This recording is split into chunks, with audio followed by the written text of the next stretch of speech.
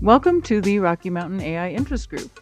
The following presentation, AI in Storytelling, took place on Monday, April 13th, 2026 at the Smead Engineering Sciences Building at the University of Colorado in Boulder. The evening explored the arrival of AI technology in human communication. The printing press expanded storytelling, radio and television centralized it, and the internet gave everyone a voice while creating overwhelming noise. In a world of shrinking attention spans and infinite content, the ability to craft a clear and compelling narrative is more valuable than ever.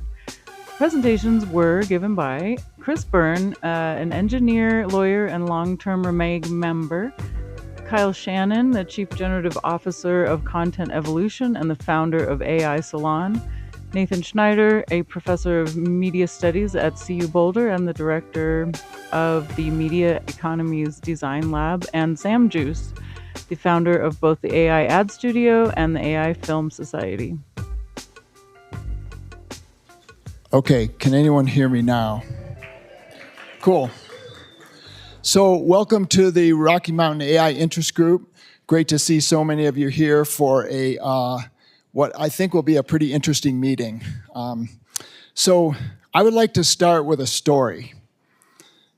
And notice, what is your reaction to that sentence? Like what if I had said, let me start by explaining a framework? Does anyone prefer that over story, or do you guys like story? Okay, what about, I'm going to present some key findings, versus I'm going to start with a story. I'd like to walk through the data. How do you feel about that one? Or let's begin with a theoretical overview. Yeah, okay, not a popular one. So I would like to begin with a story. When our son was little, he, of course, used to take a nap every day. And sort of eventually, as he got a little older, the naps were kind of less and less regular, and it was more of a struggle. So one day during that period, we put him down for a nap. Closed the door, hope for the best. He did not nap. He got up, he started exploring his room, and he found a little pair of those kid scissors, you know, with the rounded, no sharp edges, and he decided he was going to give himself a haircut. So he had a plan, but there were two things he did not have. He did not have a mirror, and he did not have a certificate from the Paul Mitchell School of Hair Design. So he would just pull up a clump of hair, cut it off. Another clump, cut it off. There's hair like falling on the ground, unbeknownst to us. So at the end of what we thought was his nap time, we went to the room, we opened the door, and we saw the result of his handiwork. And we were absolutely shocked. We said, Nathaniel, what happened? Do you know what he said? I won't tell anyone. It was like, kid, you don't have to say a word. Your head is going to speak volumes on this. Okay, so let us start. Welcome, as I said, to Rocky Mountain AI Interest Group. This past week, we just hit 4,000 members. So 3 years old, 4,000 members. That's been amazing. And thank you to everyone who makes that happen.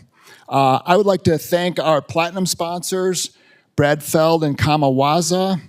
I'd like to thank our 3 gold sponsors, Bear Peak Technology Group, Iterate.ai, and KO Law. And then our 5 silver sponsors, Colorado AI News, Chris Black Consulting, Herding Wolves, Intuist.ai, and Mutual Intelligence. Are any sponsors present? Raise your hand if you're a sponsor. Let's give our sponsors a round of applause.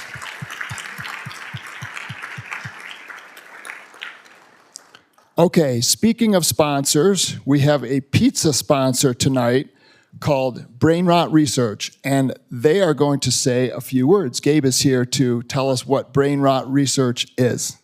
Thank you. Hey, everyone. Brain Rot Research is a story about a team of AI agents and their one human employee who are on a mission to help humanity battle brain rot. Now, what is brain rot? brain rot is the decline of human cognitive and creative powers. Would anyone here admit to having at least a small degree of brain rot? It's okay if you didn't, because denying that you have brain rot is actually a core symptom of early onset brain rot.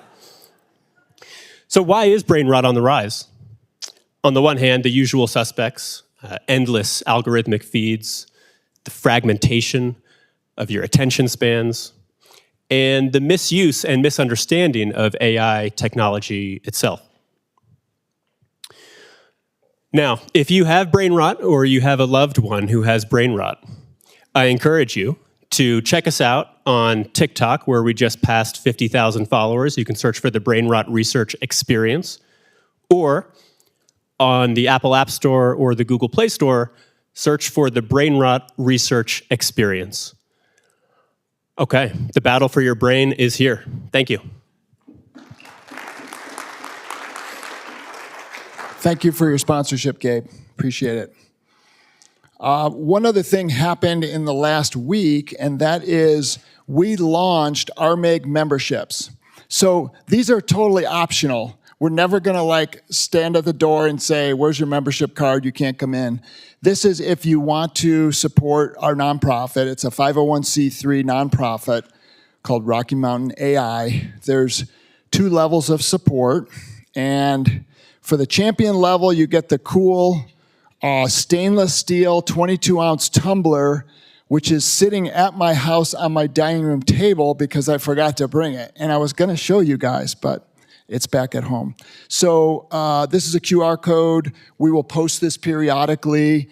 Again, totally optional. We've had a bunch of people jump in. It's been really gratifying to see the support. If you're interested in supporting us, please consider becoming a member at either the supporter or champion level. Okay, so we're going to go through the different subgroups. This is a QR code that links to our link tree, which is all the resources from RMAIIG, the Slack channel, the YouTube videos, the meetup page, the subgroups, and I will show this once more at the end of all the subgroups. So RMAIIG is not just the monthly meetings. We have now 11 special interest subgroups.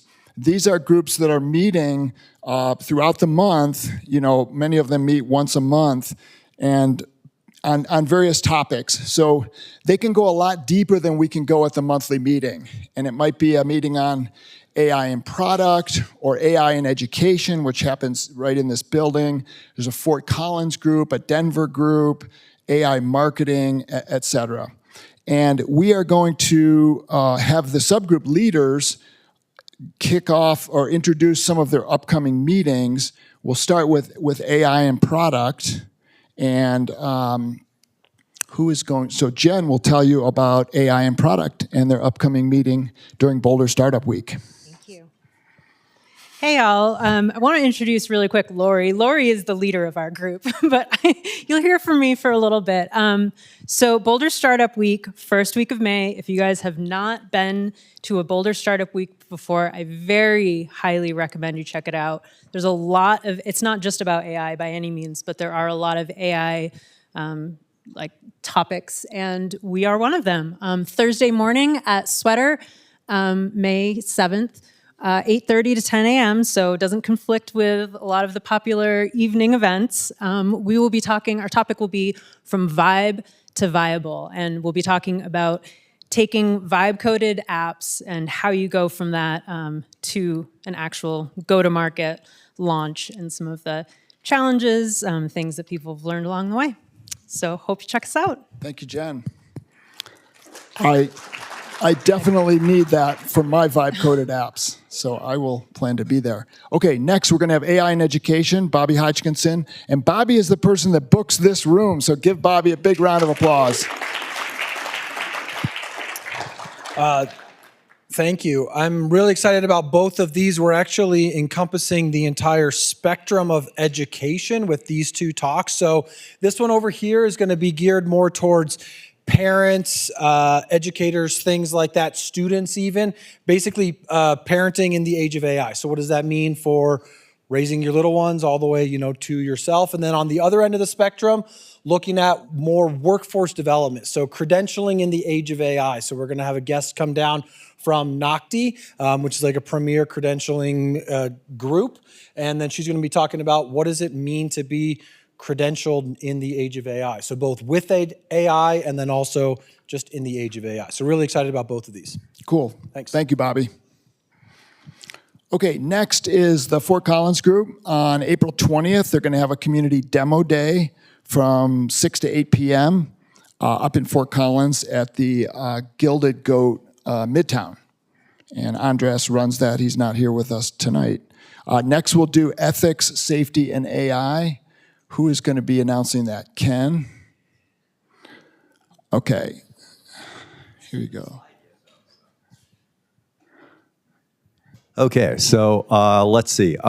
We typically try to make these meetings such that they follow one of the other meetings, the main meeting, in such a way that we basically comment and just have a general roundtable talk about the ethical implications of whatever it is we talked about in our last AI, RMAIIG meeting.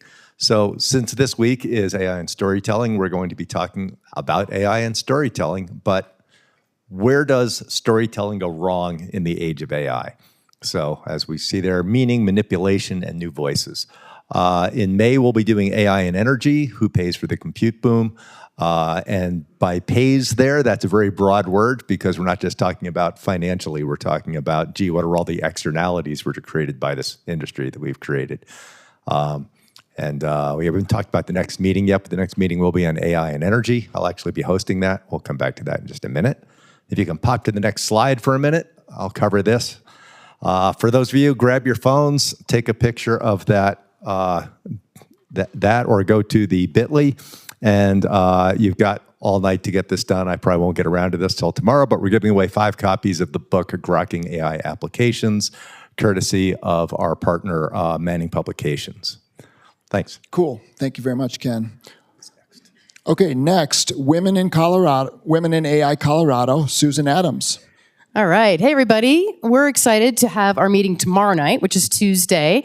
That's the QR code to RSVP for it. Get all the details. It's going to be down at Kiln. And we've got a great speaker. She's in our community, Alexis. Alexis, are you here tonight? She's not. Okay. I just saw her deck today. She's got a wonderful app that actually helps coaches work with employees and think through what are the different psychological, behavioral norms, where there might be conflict. But we're going to take that to the individual level and do an exercise. We always do hands-on at our meetings. So we're excited to think about what does it mean to claim your sovereignty and also how you show up as an employee. We also are going to run another lab. This time, this is going to be a more advanced lab than our foundations lab, and that's going to be May 30th. And we're going to focus primarily on Anthropic's new co-work and how you can set that up on your computer. We are looking for a venue. So if you have any classroom space that would be available to us for May 30th, it's a Saturday from 9:30 to 1:30. We are looking for a venue for that particular day. Thank you, Susan.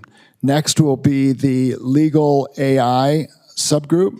Carla will tell us about their upcoming meeting on April 24th. Hello, all. Very excited about chatting about privacy. We are going to be exploring what has happened to your privacy in light of some of the new opinions that have been issued by courts. We specifically have somebody coming down from New York who practices in the Southern District of New York, where one of the most recent opinions was issued that addresses how you can essentially give away the privilege that you normally have with your attorney by putting your information out onto a standard garden variety little tool. So we're looking forward to that discussion. We have Eileen Breslin coming down from New York and Rich Spilde, who's a partner here at Holland & Hart in their Boulder office. So please join us. We have a wonderful sponsor, Rule 4, who's going to feed us lunch. So please come. It is on the 24th at Rule 4's office at 11:45 so that we can all be seated by noon. Looking forward to seeing you. Thank you, Carla. Next, we're going to have Jason talk about the AI marketing subgroup. Hello, everybody. I'd like to start with a story. Dan told me that if you don't update your slide within 2 hours of the meeting, it doesn't make it into the deck.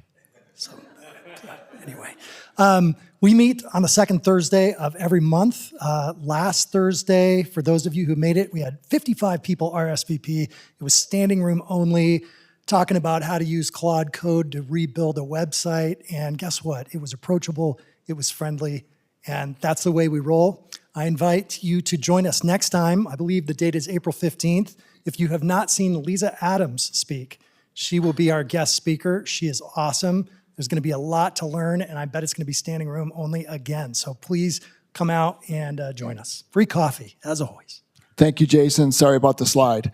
Okay, next, our brand new subgroup, AI for Good. Phil Nugent is going to tell you about the newest subgroup from RMAIIG, just about to launch. Thank you. Dan, I have 20 minutes, right? So who here remembers AI for Good, the big meeting, January, a few months ago? Good, yay.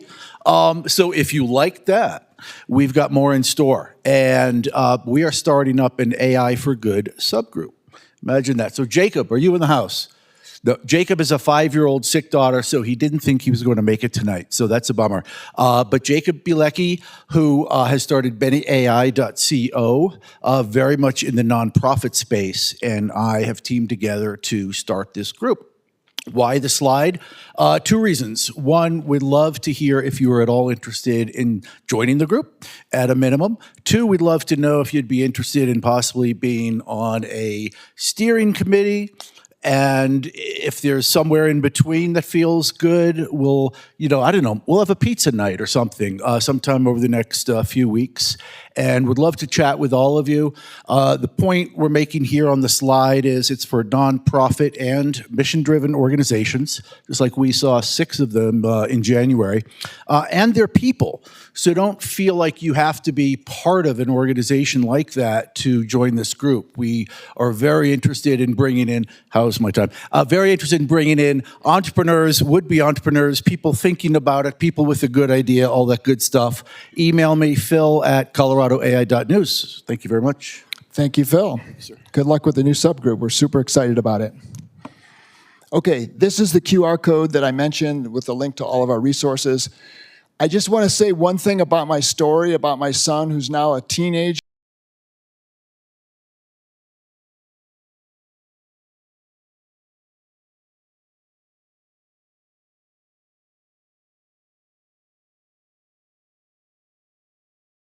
Okay, fantastic.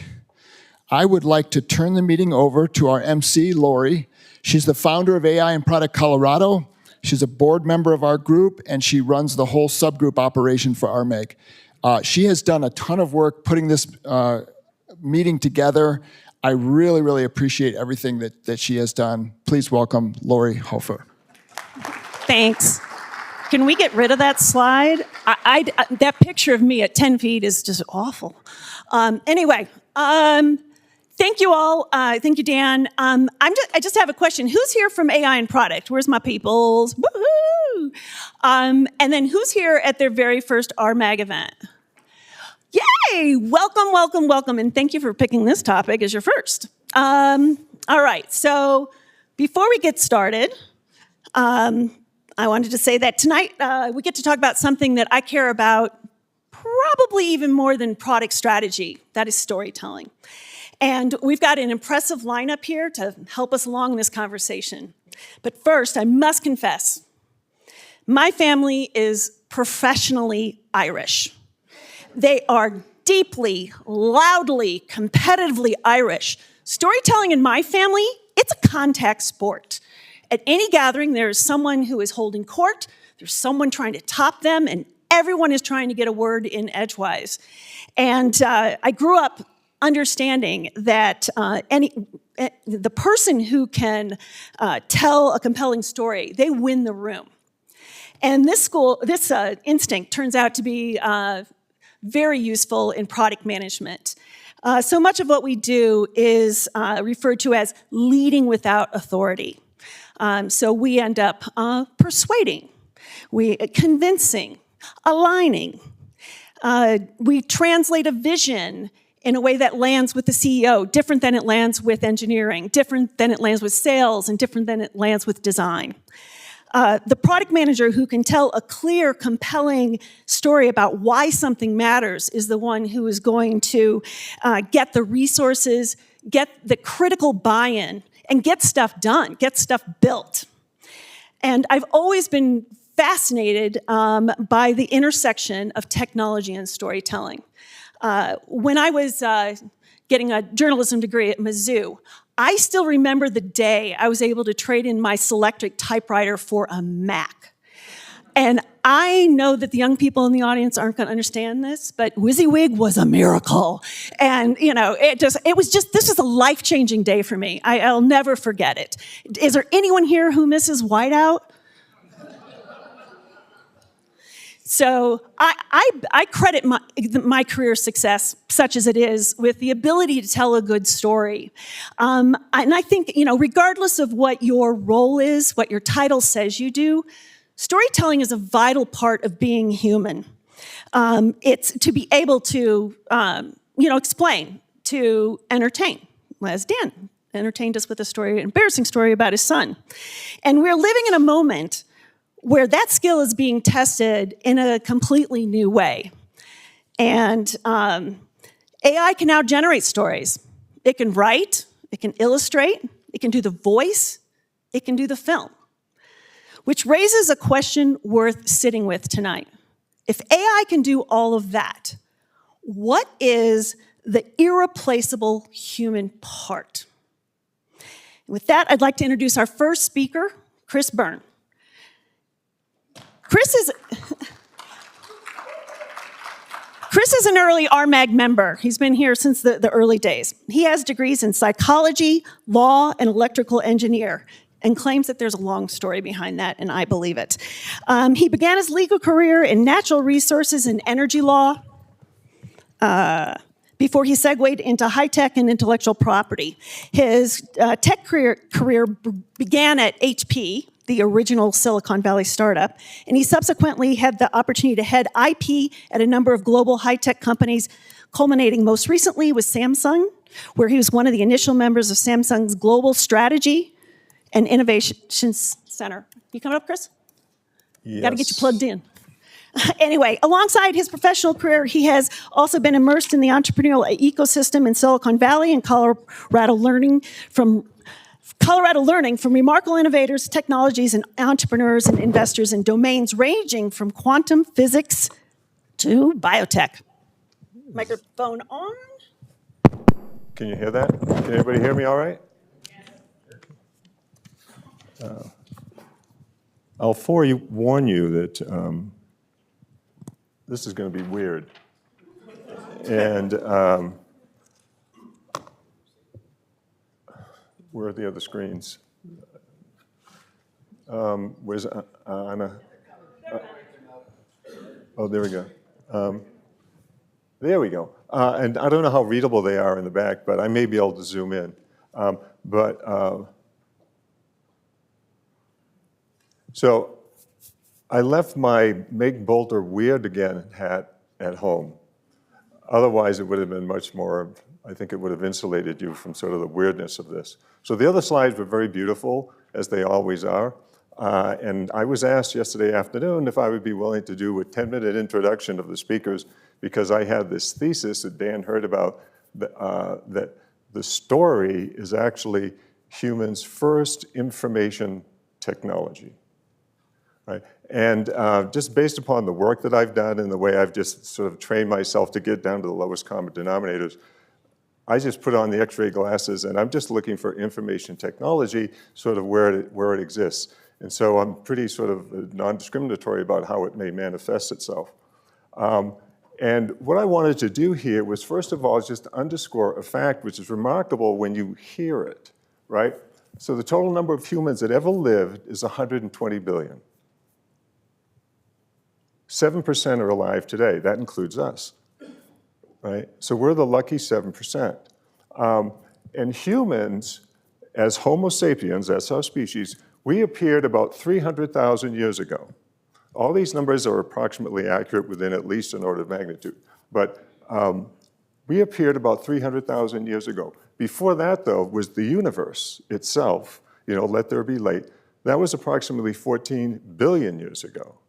And then Earth manifested, that was about 4 billion years ago. And then 300,000 years ago, we just showed up. We just got here. I mean, we aren't even a rounding error in the history of the universe, let alone Earth. So day to day, we can get bored because we think time's moving slowly. We are moving wicked fast. We are evolving at an incredible rate. With respect to information technology, the milestones in our evolution was first speech and language. Oop, what happened?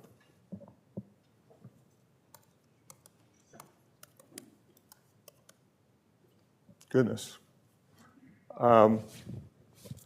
Speech and language, and that occurred about 50,000 years ago. Okay, and the evolution of speech and language, as opposed to all the other aspects of our evolution, including the dexterity in our fingers, in our arms, and so forth, is remarkable. There are over 100 muscles that enable and control speech and language. It's remarkable when you think about it. Okay, you move forward. So that was really the first information milestone. And the thing to focus on is that these information milestones give us a step function in our ability to create, distribute, and store information. Those three verbs are key. And in store, we see the word story. The root in story is the word store. These are the three functions in information technology. AI is scary because all of a sudden AI can also create. Right? And then we go fast forward from writing to 1450 with printing. And printing was a remarkable exponential increase in the ability to distribute information. And everybody's aware of the Catholic Church versus Martin Luther, the Reformation, the 30 Years' War, it's so on and so forth. All of that tension and actual conflict and war was over who's going to control the narrative, who's going to control the story, who's going to control the information technology. So that was printing. Then you fast forward 500 years and you get to digital semiconductors. And the thing you'll notice is that the time intervals between these step functions shrinks. So we're accelerating. With digital semiconductors, we get all of these things, and I could go through them all, but there's just some interesting stories behind them. Okay? Basically, DNA and semiconductor technology were practically coincident. If you look at it from a distance, they happen simultaneously. I don't know why this is going on and off. I apologize. Are my 10 minutes up? Yeah, I'll plug in your thing. I probably won't. Bell Labs was, of all places, it was the phone company. Bell Labs was a remarkable crucible of information. William Shockley was one of the inventors of the transistor, and he worked together with Claude Shannon, who basically invented information technology. And Anthropic's Claude is named after Claude Shannon. William Shockley was controversial. Claude Shannon was cool in the most unique way, right? And then the double helix was discovered around that same time. They're all within 5 years of each other. And Fairchild Semiconductor was born as a function of semiconductor technology. Fairchild Semiconductor is why Silicon Valley is called Silicon Valley. Okay, and 15 years after the semiconductor was invented in 1965, Gordon Moore stated Moore's Law. Moore's Law is not a law, it's an observation. And many of the things in scientific history have to do with observing and understanding something as opposed to a law. But this observation was reliable for a very long time. And then we saw the evolution of this digital technology. Apple basically introduced the PC, and that led to IBM trying to copy and point and clicking on Microsoft and Intel to sort of compete. But Apple really deserves credit for setting off the PC era. And then we have Metcalfe's law. And Metcalfe's law is manifested perhaps best by Netscape, which really set off the internet. The internet was already there, but what Netscape did, it sent out a piece of software that illuminated the Netscape. It was like throwing a match onto a lake full of gasoline. It just lit it up. And Metcalfe's law says that the value of a network, right? It's a network effect. The value of a network is a function of a square, the square of the number of nodes on a network. In today's world, all of us are nodes on a network, as are all of our devices. So you can just imagine sort of this exponential explosion of the sphere of the nodes on the network. So again, it's rate of change and speed. And then some other very interesting things happen creatively as well as with storytelling, and in particular, Toy Story itself. Excuse me, I'm going to grab a drink of water. I'm very familiar with Toy Story. At the time, I was leading IP at a company called Silicon Graphics, if you know what that is or was. And Pixar used the Silicon Graphic workstations for doing the animation. They used Sun workstations to do the rendering. But the punchline was, that was a big event. And Netscape and Toy Story were fundamentally coincidental. They almost happened at the same time, right? And Netflix is another example. And Netflix is very interesting because Netflix started out distributing physical DVDs. And the founders of Netflix realized that now that the content, and here's the word content, that's important to lock onto, now that the content is digitized, it's just a matter of time until it's streamed as well. So they were adapting. It was called an anticipatory adaptation. They could see where things are going, and they built the company to accommodate that. And then the other stuff that we know, social, iPhone, et cetera. And then we get to AI, and I'll try to get done as quickly as possible here. I'm putting Boole and Hinton up at the top because this is a very peculiar coincidence. George Boole invented Boolean algebra. Does everybody know what that is? Particularly the technologists in the room? Okay, it's basically the mathematical, if you will, foundation of classical computing, zeros and ones, and how you do logic and so forth. Geoffrey Hinton was he was basically the professor and his two research assistants who came up with deep learning with convolutional neural networks, okay, and which is sort of fundamentally linear algebra. So AI is really matrix multiplication of weighted variables, which is fundamentally linear algebra mathematically. Geoffrey Hinton is the great-great-grandson of George Boole.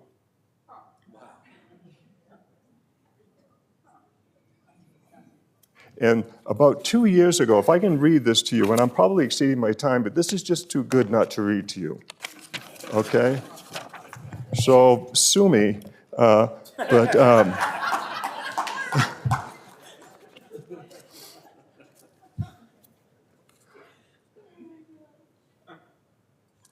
it's remarkable, I wrote this several years ago. It's remarkable that perhaps the most powerful information technology, which is still prevalent today, occurred with the first speech and language milestone. That technology is the story per se. Again, each CDS milestone was a leap in human ability to create, distribute, and store information. It's not coincidental that the word store is at the root of the word story, because a story, by definition, enabled humans to create, distribute, and store information. In fact, it's reasonable to speculate that humans have evolved to create, distribute, and store information in the form of stories. Humans may be hardwired for stories. Consider, biology is an information science and humans are biological. It's natural, therefore, that humans would evolve information technologies consistent with our own biology. Given that AI is accelerating with large language models, or LLMs, which can mimic human intelligence, it's natural to wonder if DNA is likewise a biological LLM. And just think about DNA and semiconductors being coincident in time. Both are generative, and both are a function of proper sequencing of discrete elements. Indeed, Moreover, deep learning technology, which enables LLMs in today's AI, was modeled on human neural networks. Indeed, the central dogma of biology is that DNA codes for RNA and RNA codes for proteins. This is information technology in biological terms. Moreover, AI in the form of AlphaFold advanced critical solutions to the protein folding problem. Is our information technology and our biology naturally symbiotic?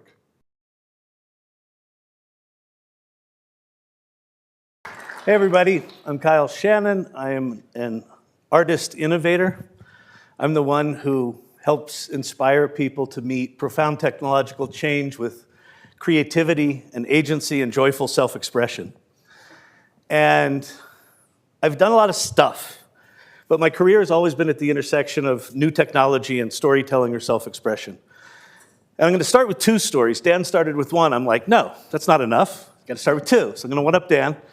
I'm going to tell stories of radical self-expression.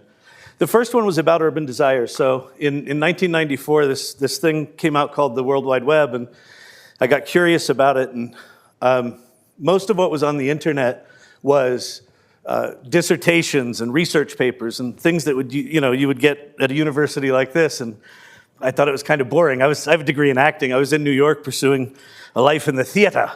So I thought, what if we put art and culture on the internet? So I started an online magazine called Urban Desires.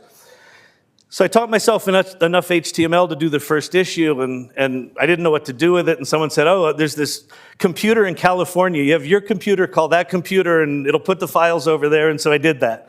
And then Urban Desires was launched, and this was in November of 1994. And 3 weeks later, on a bulletin board, I got a message from someone that said, 3 weeks. Hey, Kyle, did you know that Urban Desires was written about in Libération, the Parisian news daily? And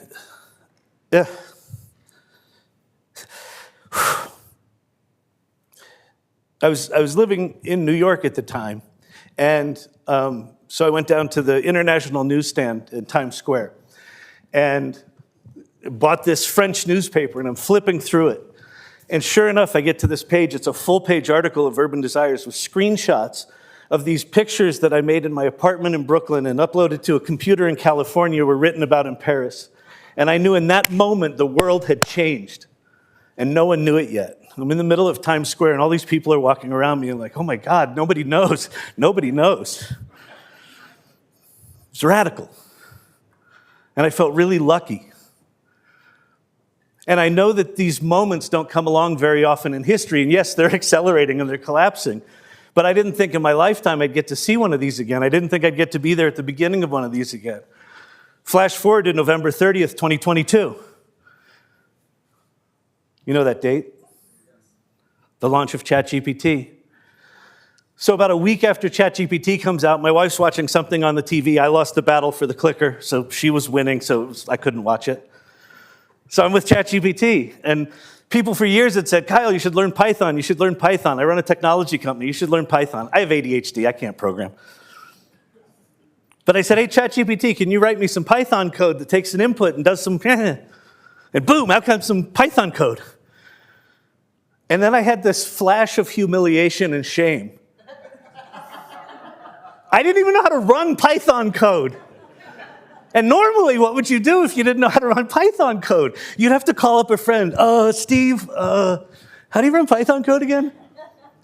But I said, hey, ChatGPT, I don't know how to run Python code. Can you help me with that? Sure. Said, you just open terminal, you type in this command line. I'm like, oh, no, I don't want command line. Can't I just stick it in a website somewhere? Sure, here's Replit. Go paste it there. Within 90 minutes, I had programmed a fully functional Python application that was making API calls to OpenAI and generating social media content based on a user input. Within 90 minutes. I've never written a line of Python in my life. That's radical. I got the same full-body chills. Oh my God, the world just changed. Again. And nobody knows it.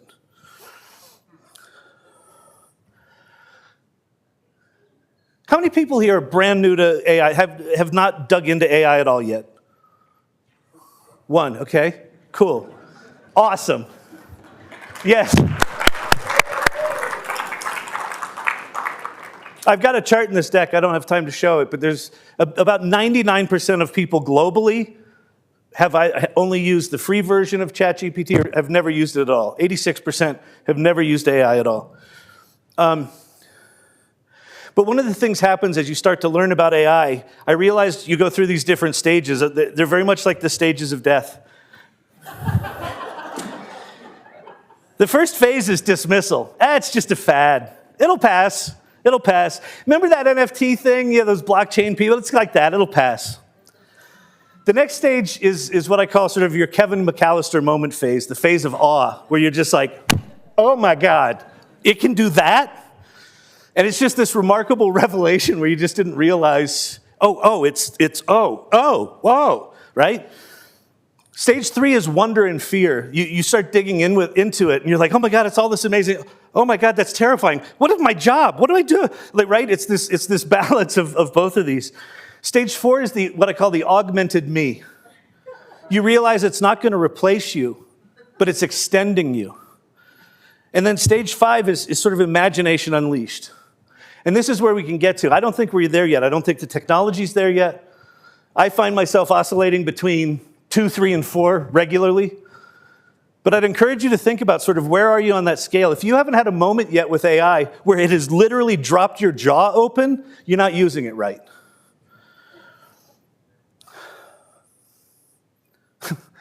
Any Gen Xers here? Remember the arcades? Yeah, I know, right? Okay. AI is an arcade. There's a bunch of people that are betting that just like arcades, these things are going to close down, that it's over, right? I don't believe that's going to happen. So a choice you can make is not to go into the arcade. But if you're going to go into the arcade, if you're going to play with this AI stuff, I think there's 2 ways to think about AI.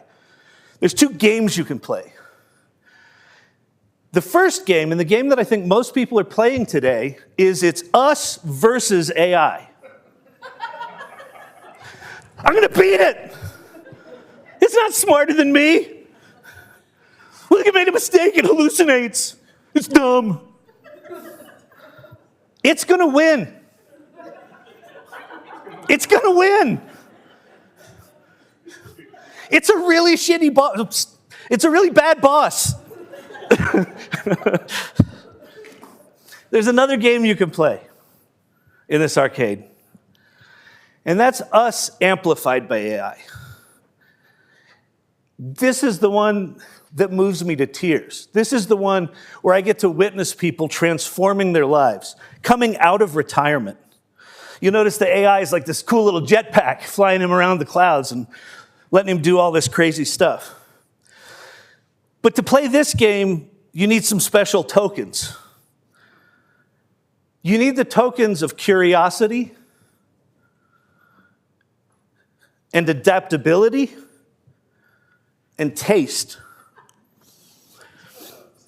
I don't know if you know the music producer Rick Rubin. Anybody know him? Raise your hands. He produced the Beastie Boys and Adele and the Red Hot Chili Peppers. He's won a ton of Grammys. A lot of the songs you love, he's produced. He can't write music. He can't play instruments. He can't work a recording console. Can't do any of it. His job is to have taste. There's a famous Benny Blanco and Ed Sheeran were recording with Rick Rubin, and they were at his property, and they were recording for like 4 hours, and they record this song, and Rick stumbles in out of the wherever, and they play the song for him, and he goes, yeah, makes me feel orange. And he walked out. And he said they spent 6 or 8 hours rewriting the song to make Rick feel less orange, and the song got better. You don't always know what taste is, but taste is a very personal thing. And so here's the secret to AI, as far as I know it. Understand who you are. Understand who you are. Understand what you value. Understand who you care about. Understand the change you want to make in the world. The technology is going by so fast. Like, I'm at the point right now, I literally don't know anything I go live 5 nights a week talking about AI. I've been doing it for 3 years. I know less today than I ever have. It's moving so fast. But what I do know is that if I can find an idea that's true to me, and if I can hold the fidelity of that idea and use AI tools to amplify that, me amplified by AI, that's everything. This is in the AI Salon, we call this the cycle of AI readiness. And it starts with you at the center. So rather than treating AI like a vending machine, I'm going to put in this token, I'm going to get out brilliance. You start with you in the center and say, what do I want to do? What are my values? What's my purpose? What's my identity? What's my idea? And then there's these kind of 3 modes, and they're non-linear, and sometimes they happen at the same time. But the first one is really important, play first. Play first is about playing with AI without expectations. If you just use AI to make the work you currently do more efficient, it will do that, which I think is a crying shame, because what that does is it robs you from seeing what's possible, all the other things that are possible, right? If I say, I want it to help me make emails more efficient, your emails will be more efficient, and you will miss the joy of all the other stuff you can do. Create excellence is about taking what you learn when you're playing, crossing domains, learning outside what you're good at, and applying that to that idea that you have. And then generously lead. This is a big one. Things are moving so fast that there are no experts. 0. Anyone that tells you they're an expert right now are lying. They're trying to sell you something, I promise you. There are no experts. Generously lead looks like share what you're learning, learn out loud. Be in community. This room is very important. What you've created here, Dan, is really important.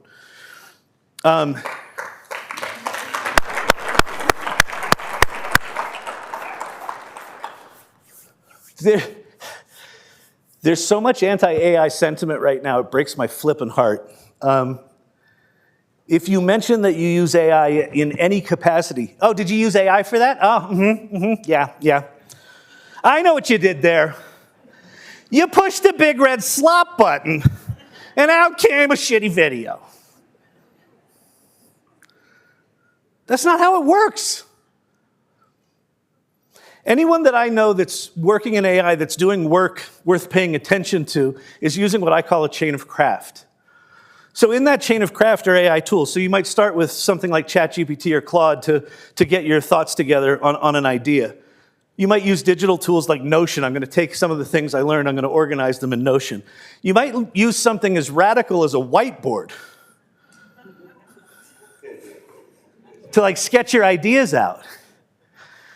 And then there's other LLMs, and there's music tools, and video tools, and picture tools, and research tools. And then there's you got to take stuff to Photoshop to fix it, because everything's wrong always. Everything that comes out of AI is wrong. You got to go fix it. And then you get to the final work, and with humans, you have conversations and Post-it notes. This is what work looks like for everyone that I know that's doing anything interesting. So don't let people tell you that your work is invaluable just because you used a tool. If you're holding true to your idea, I don't care how you got there. If the work that comes out the other side is true to that idea, then you've done something good in the world. So the idea. One of the things that I learned when ChatGPT 01 came out, which was the first reasoning model, was I was pretty good before reasoning models came along, I was a pretty good prompter. I didn't like to brag or anything, but I could whip out a prompt. I could get some good results. And then 01 came out, and I realized I don't have problems big enough to even know how to prompt it. And I realized that I had become the bottleneck to my own self-expression. And so I've kind of given up on the idea that I have to be the genius. We're about to all enter a sort of forced ego death of all the stuff that we thought we were so brilliant at. The tools are going to be as good or better than us. And so then it comes back to us, and it comes back to our ideas. in the olden timey days, so when you have an idea, there's a whole world of things you could do with it. You could write stories about it or screenplays about it. You could make a movie about it. You could create a video game. You could create a community. You could create a movement. There's all this stuff. And so one of the reasons creating original things is hard is that this is intimidating. And so what we do by nature is we'll kind of limit the world. We're like, okay, I'm a writer. So if I come up with an idea, I'm going to write things. And maybe I'm good at writing articles. I'm going to write an article. Or maybe I'm good at making films. I'm going to make a film. But there's all these other things. Like the two things there are like, those are things that are in your wheelhouse. Those other things are gaps. And some of those gaps are what I call aching gaps. Like, I really wish I was good at music. But I'm not. Stepdaddy told me I wasn't talented. Right? We all have those. No? Am I the only one?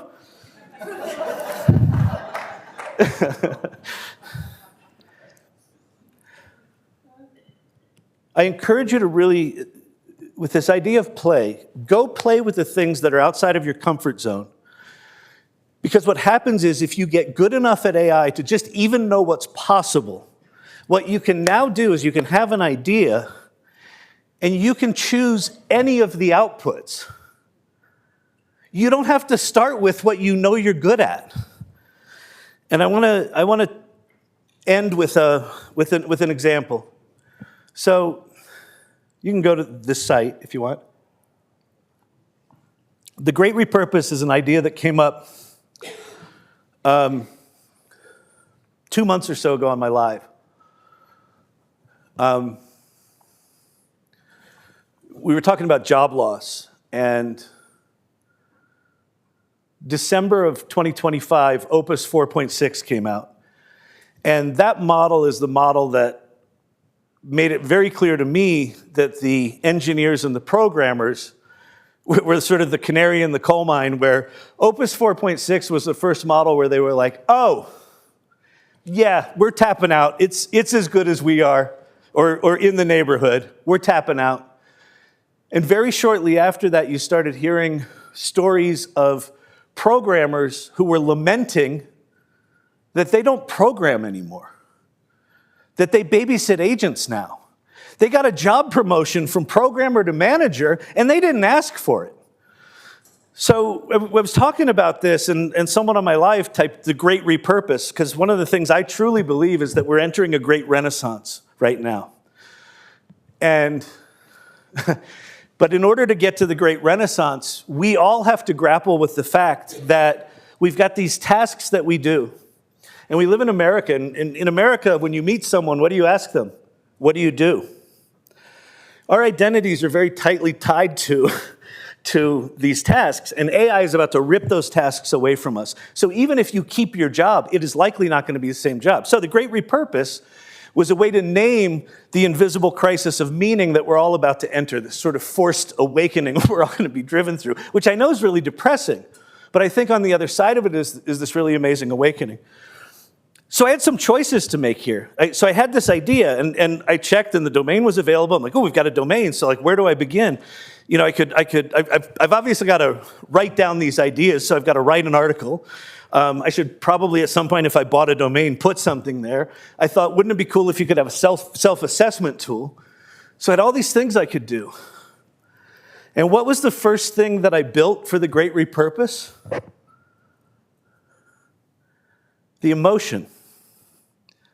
I made the music video for the movement before I made anything else. And so I'm going to leave you with this idea that just because the old way of working said where you should start is write the article first, and then make the website, and then make the tool, and then at some point make something that might look like marketing. I decided to start with that, so here's the video.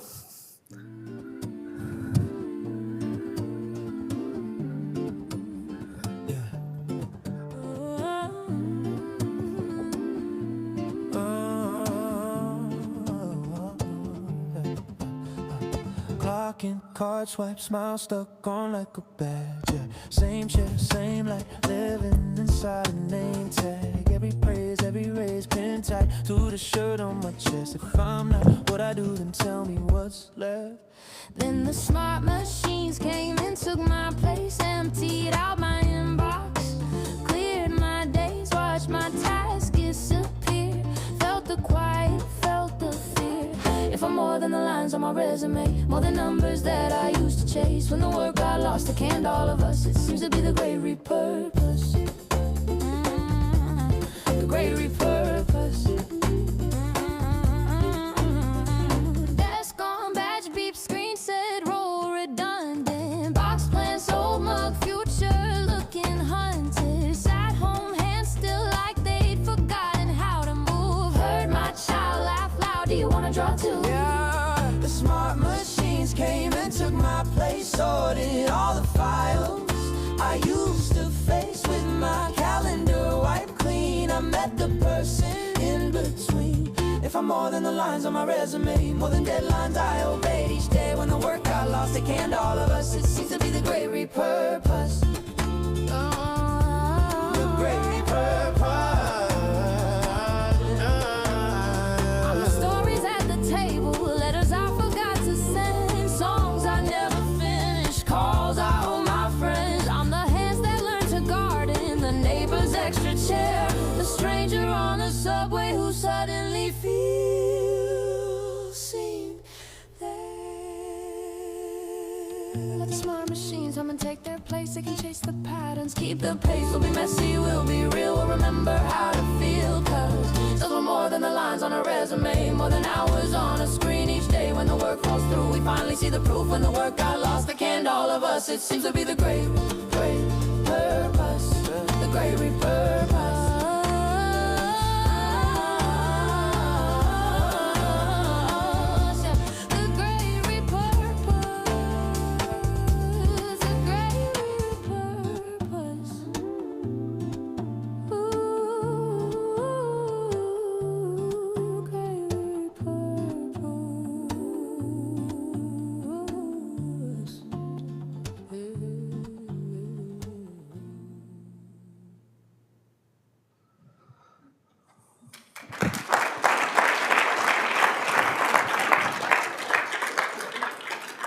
That's it. If you're wondering how I made that song, I was just messing around on my guitar. There was a little guitar lick. I put that in Suno.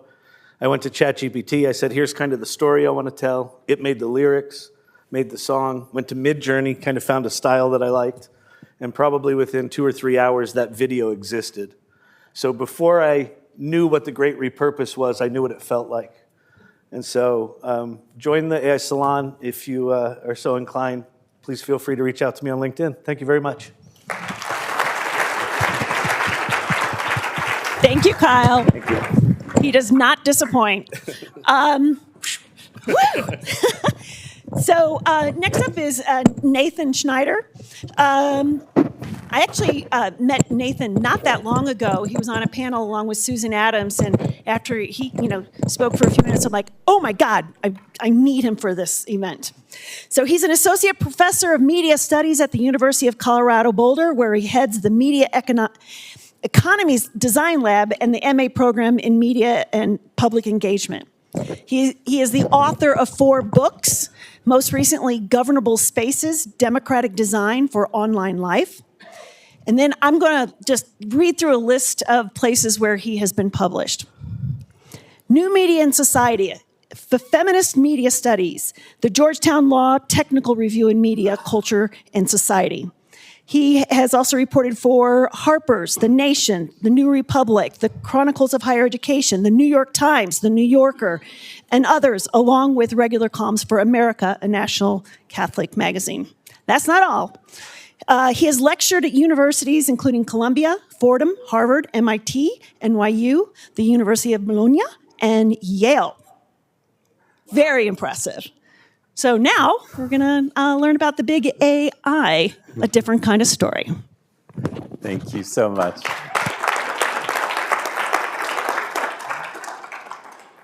I'm not going to start with the story because I want to focus on the story that we're making together.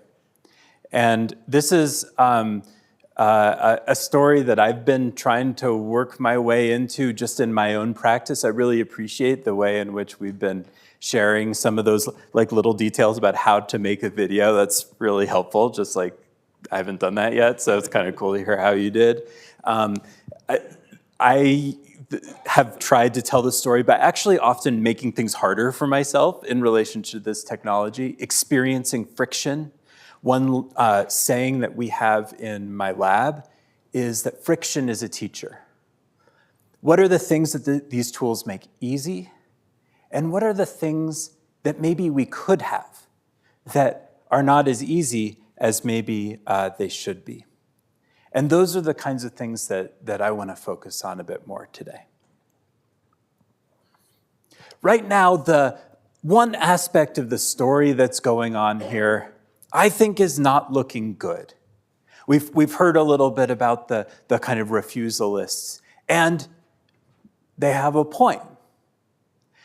These are technologies tied to business models and companies that are deeply bound up in a project of surveillance of users' thought and work, right? Remember how social media turned our relationships into a commodity you can buy and sell? Now the commodity is your thinking. Environmental and community harm is built into this business model. It's not an accident, and it's not dumb that people around the world are rising up against the imposition of data centers on their energy grids and water systems.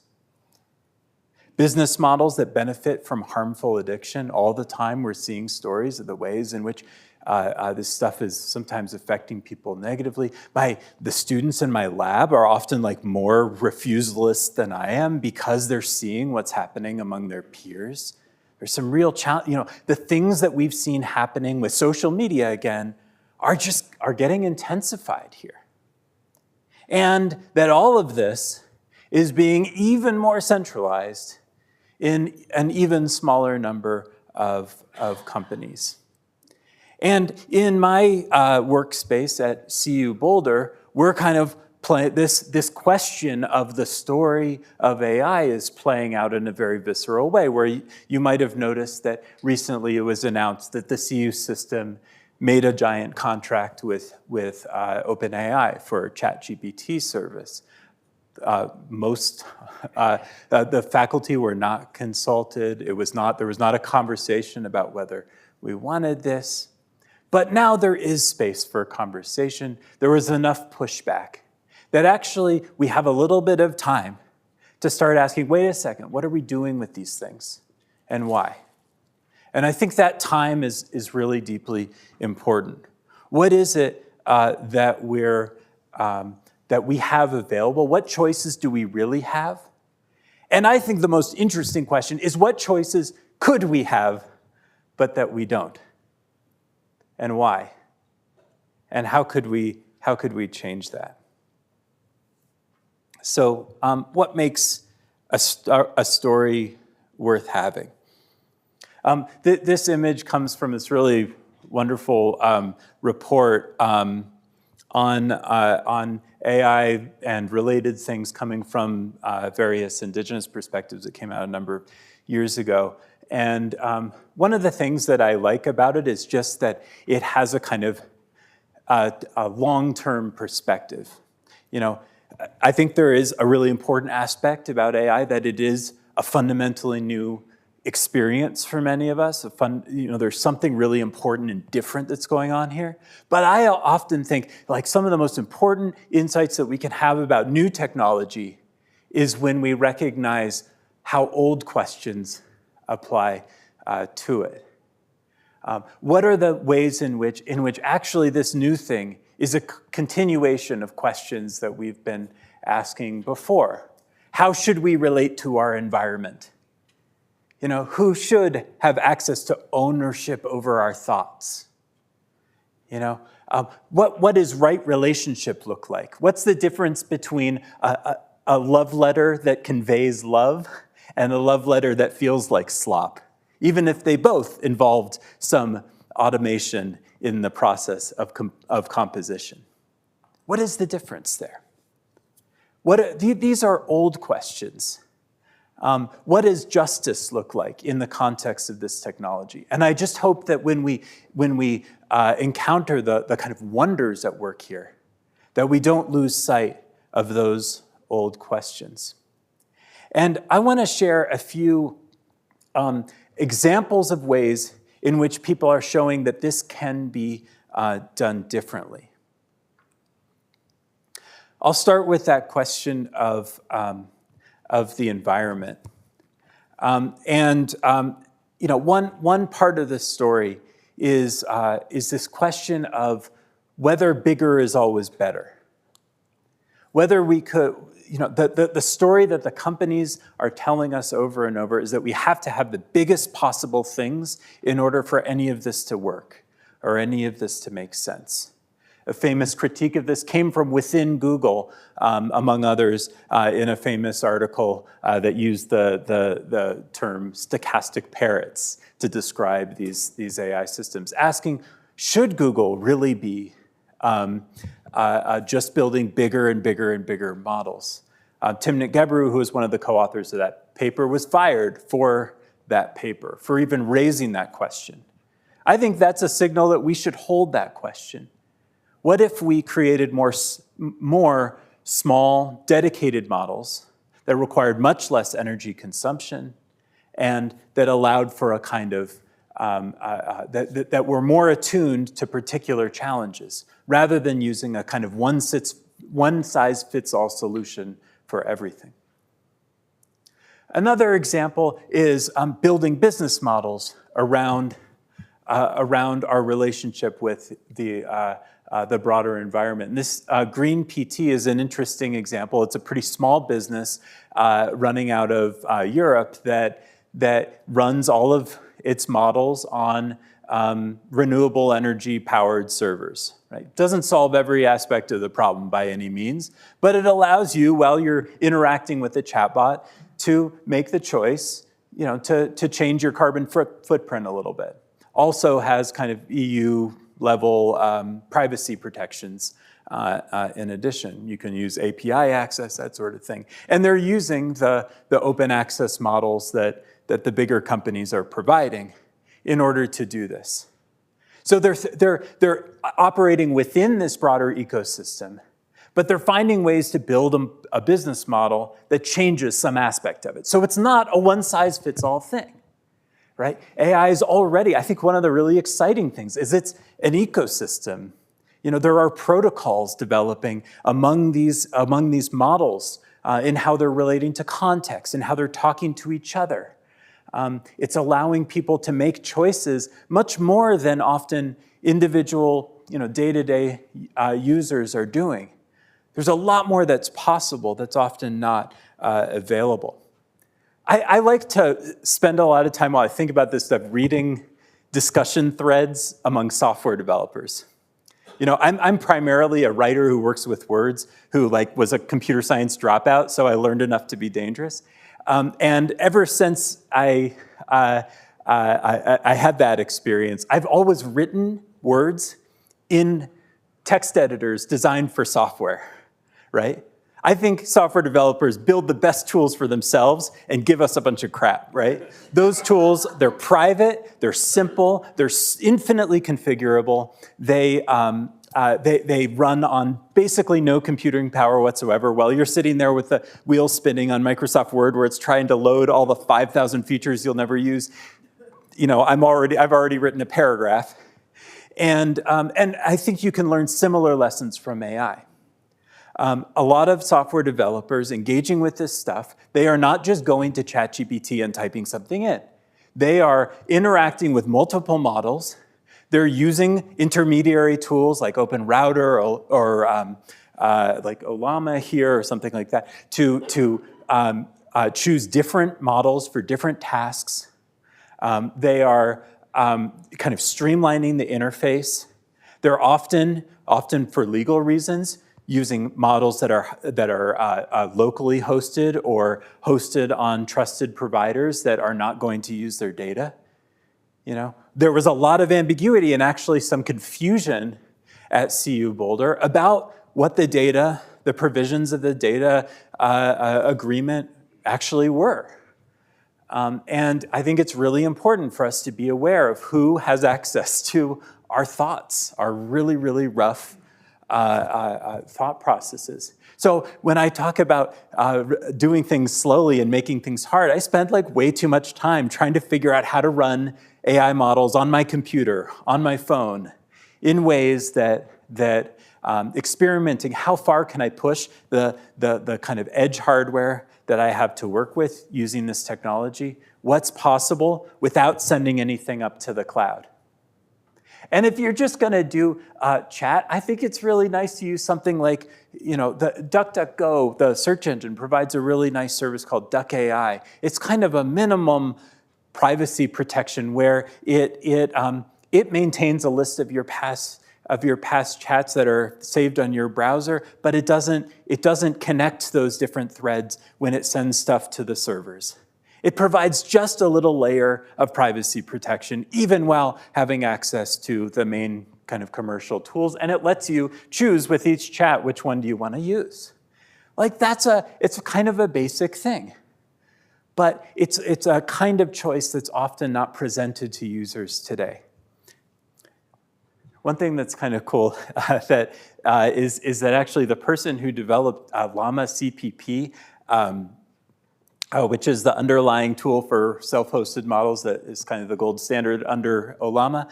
I first got to know her when I was a reporter in New York, as you heard, and I met her when she built the first website for the Occupy Wall Street protests. So kind of interesting juxtaposition.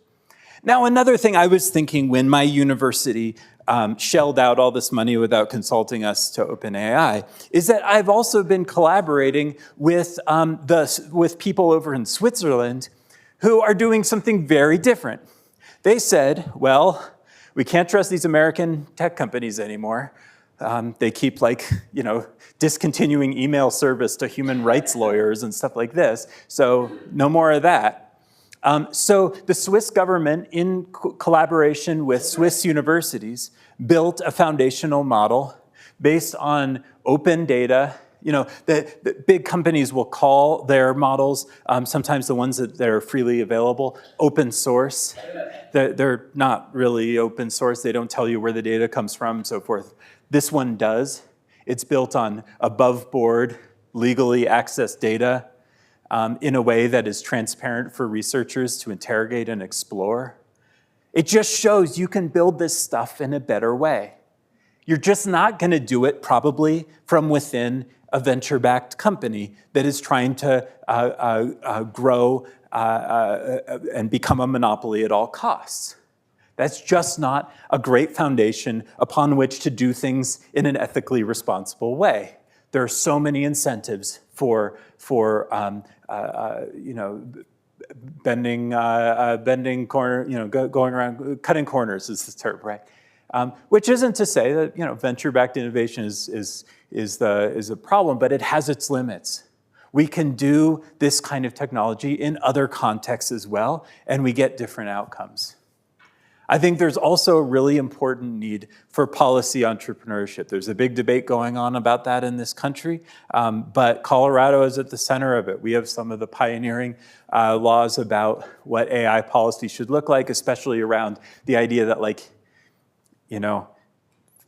you shouldn't use AI to discriminate against people, stuff like that. That would be cool to have, I think. We can argue about what the details are, but I think there's a really important role for asking, what kind of constraints do we want to have here? Okay, this is stuff really, really close to my heart. I spend a lot of my time when I'm not blabbing about AI, which is, something kind of rare for me. I work with people trying to build community-owned businesses owned by the workers, by the users, that sort of thing. They're all over the place. Even if you might not know about them, there are dozens of rural electric cooperatives here in Colorado. It's pretty awesome. One new awesome cooperative I've had the chance to work with is actually founded by developers from that Swiss project I mentioned. And they decided, hey, we built this cool model. Let's figure out a business model to run it so people can access it. And so they built a consumer cooperative where users of the tool who access it on chat or API or whatever become co-owners of the thing. And they're building on the really substantial legacy of cooperatives in Switzerland. Here in Colorado, we have an awesome legacy too. We have the best laws in the country. Co-ops from all over the country come and incorporate here because we rule. Another thing is, Land O'Lakes. Remember like a few years ago when the fake Indian lady got removed from the butter container and instead they made the words co-op bigger? That's a co-op owned by farmers. And they're one of my favorite data cooperatives because they just collect all this data that farmers own. And now they've been building AI tools to help support those farmers do their jobs better. I think that's super cool. This is a case where the development of AI is built on the basis not of how can we get rid of those people who are doing actual work, but how can we actually empower them to do their work better and make sure they retain ownership over the data that goes into it. Whew. That's pretty cool. And it's something that it helps a lot to be able to do if you have a decades-old cooperative to build on. Organized labor, I think, is really important. In Europe, Microsoft has, like many workplaces, co-determination in their workplaces where workers have a voice. And they have these blog posts where they're just bragging about how great it is that they have a worker's seat at the table while they're deciding how to do AI deployments. This should really be a norm. We talked a little bit about how workers are scared in a lot of contexts. I think it's really important not only for them to shift their imagination, but for workers to have power and to know that as this technology gets rolled out, they still have power in their workplaces and they are safe and they can help use these tools to make their lives better rather than to see these tools used against them. It's a power question. The Hollywood strike was the first salvo in that struggle. There's a lot of really important work going on among AI trainers, often living in Africa and other parts of the world away from here. And this work, I think, is really important. How in our workplaces can we make decisions that help us feel like we're still in the driver's seat? Okay. Now, the workplace I happen to be in is education.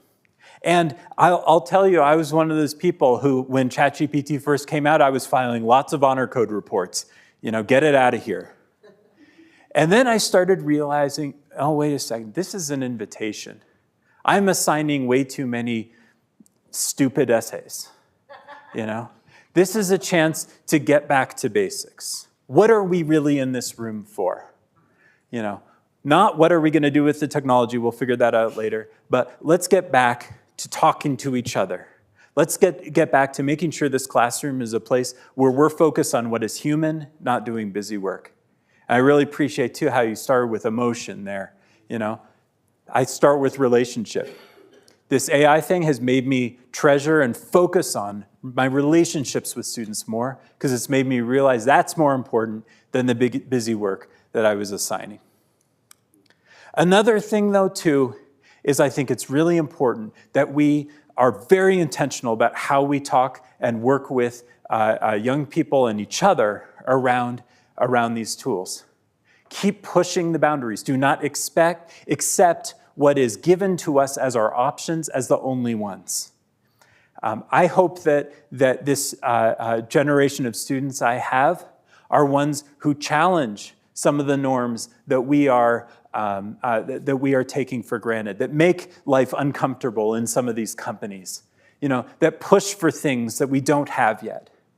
And I hope to help them see that other things are possible, that AI, quote unquote, is not just what we have, but it's what we could be building and pushing for. In my own lab, we do experiments with research on local models. I'm creating, say, synthetic data sets and running the computer on them, running local AI models to analyze them. I leave my computer on all weekend if I have to let it run all these, run on a script and run a local slow LLM on something that doesn't require sending it to the cloud. One of the coolest things is seeing my students prototyping tools that they used to just talk about. Now they're able to build them. They're able to imagine different kinds of apps and platforms that serve them rather than some corporate overlord, and that is super exciting to me. And we're building tools using AI that, again, invite students to manage the trade-offs. Hey, are we going to use our super slow kind of crappy local model? Are we going to use one of the green PT models? Are we going to use the one that's provided by the university that has some protections but not others? We're always having that conversation. How are we managing both the technical and ethical considerations that are involved here? Now, I think it should be easier to be part of a good story than it is today. And I wonder, with where you all are sitting, there's a lot of powerful activity going on in this room, I can tell. Is there anything you can do that helps make that possible? That makes that better story easier to be part of? Thanks very much. A lot of this stuff is cribbed from a zine that I edited on collective governance for AI. It's a fun vibe-coded website, and here are some links to my lab and other stuff. Thank you so much. What's that? Yeah, good. Hey, everybody. Can you all hear me all right? Yes. Good? Okay, cool. My name's Sam, and as you heard, I'm been 20 years making films, director of photography, been a director, producer, editor, 3D animator, kind of worn all hats in production. And what I want to talk about today is how AI changed the way stories are made. But by show of hands, I want to see how many of you ever had like a film idea, a TV show idea. You're like, I want to make this. Has anybody in the room had one of those? Okay, now keep the hands up. No, everyone keep your hands up. Now, everybody keep their hands up. Who actually made that thing happen? Okay, that gap right there is what I want to talk about tonight. Because long before cameras and screens, storytelling, it was immediate. You had a voice, you had a listener, you had a campfire. And you had an idea, you told it, and the listener's imagination did the rest. So this is basically going back to the campfire. So storytelling, it basically started fast, it was direct, it was human. The campfire is where the storytelling kind of began. An idea became a story in minutes. Listener created the visuals. There's no budget, there's no crew, and there's no gatekeepers. We'll get to gatekeepers here shortly, but just a story we're telling, maybe not worth listening to, but at least it was a story we're telling. And I mean, if you think about it, this is probably where scripture started, biblical times. I mean, it all started around a campfire. But as storytelling, as it evolved, it also became more immersive and much, much more complex. And then it went to stage and screen. And kind of the natural progression of storytelling, it went to plays. Plays or live performances. They were simple, live, low barrier, just a couple actors and a stage. And then radio, that was the first mass medium, right? Millions of listeners, you're able to get your story out. Back kind of the campfire idea of the imagination's driven by the listener was the first time you could really get your story out there. And then it was film, right? I mean, this was the first time you could show your audience your exact vision. You can really craft this thing. But it's a massive investment to do this. And then modern productions, that's kind of where we're at now. Huge teams, giant budgets, the enormous financial risks of all this stuff. I've been on commercials that are $500K. Been on a feature film.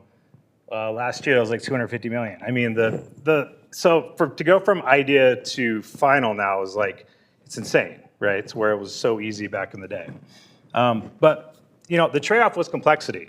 But the more powerful the medium became, the more time, money, labor, and coordination it all took to bring this idea to life. And the growing complexity created a real problem. It built a wall between the idea and the delivery. Well, what took minutes, now takes sometimes years to actually make a film these days. What once cost nothing can, cost hundreds of millions of dollars. And that brought up a couple problems here. One is, let's say you got lucky and your project actually did get greenlit. It got made, but what happened if your story sucked, right? Well, I mean, think about it. You spent 2 years, $5 million, hired 200 people, and you don't even know if the audience will care when it's all done. So it's actually amazing me any films actually do get made. I mean, it boggles my mind when a film still gets made. I mean, don't get me wrong, I love traditional production. It's like probably my favorite thing in the entire world to do, and I still do it. But the thing is, it is brutally hard. You need crew, gear, time, money, locations, post-production, crazy egos. I mean, it's just a huge number of moving parts constantly that you're dealing with. And then that kind of brings us to our next problem, which I touched on earlier, but that's like the gatekeepers. Because movies became such a huge, big business, the gatekeepers stepped in, and they decide what gets made. And it kind of sucks because, these guys, maybe they're hungover, maybe they got a fight with their spouse that day. They have a whole stack of 500 scripts to go through. They're the ones that are gatekeeping your entire idea. I mean, think about all the ideas that are like sitting on these desks of these executives. Like, how many great stories are there that are never getting told? Or the stories inside your one-day drawer. And those are the ideas when everybody raised their hand. That's what I call those, the one-day drawer. The one day it'll happen, you just put it in a drawer. I mean, I have tons of them, but I started making them. And that kind of brings us back to the campfire again. And this is like AI returning us to the speed of imagination. So it is reducing the distance between idea and expression. There's a lot of hate out there with AI that it's making us less creative. It's like making us dull. It's making us brain rot.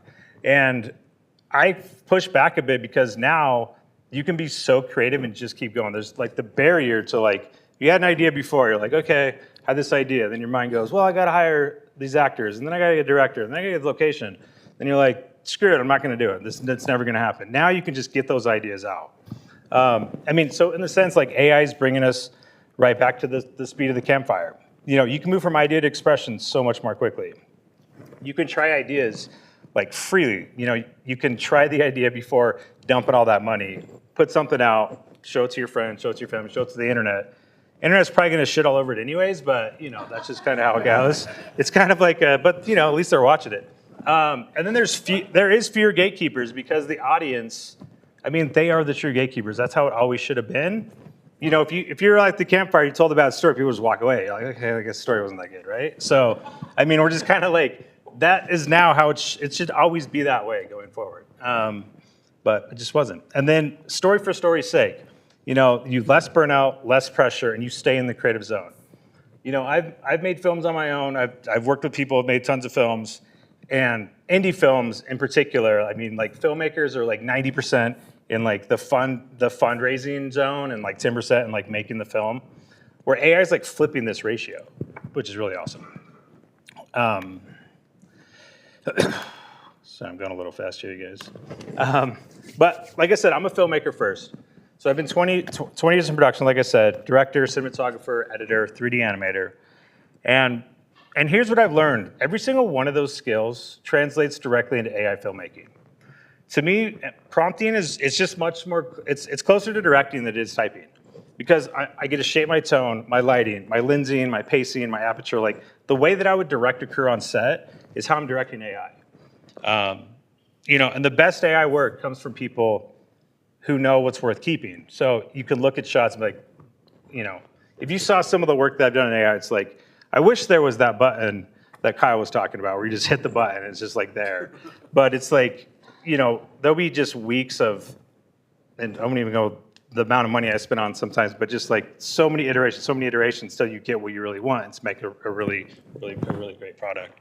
But like I said, speaking to AI models, it's like directing crew on set.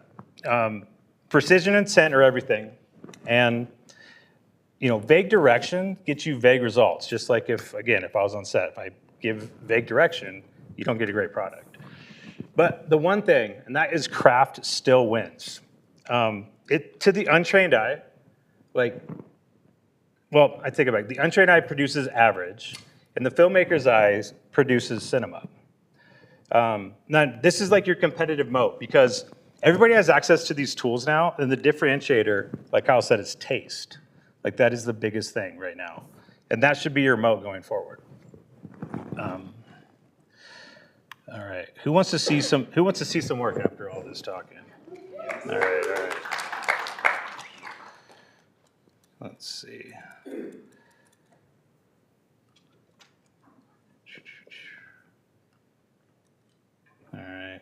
There you go. Also, all right, we'll start with one of these. Who remembers the Oregon Trail? Anybody play that as a kid? All right, so I had this idea to make an influencer edition if they lived on the Oregon Trail. And here we go. All right, let me just make sure the audio is all good before I hit play on this. Should be, are we good? It's crust on, right? All right, let's give it a shot. It's the year 1848. We just sold the farm, buried Nana, and loaded up the fam and our lives into a homemade wooden box with wheels.